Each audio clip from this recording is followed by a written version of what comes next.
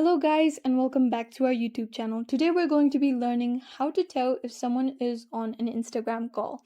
But before getting started, remember to support our channel, hit the like button, subscribe and turn on your notification bells to get notified every time we post a new video. Now let's get started. First open the Instagram app.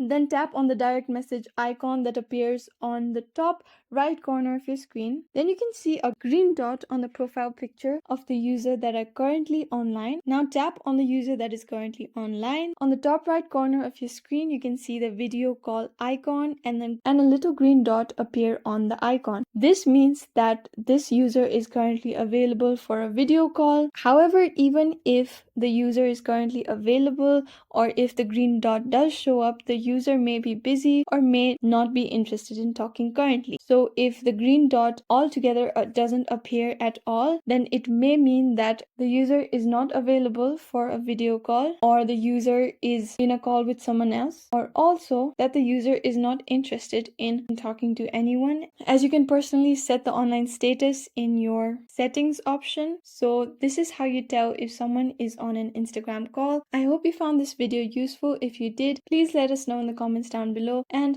thanks for watching.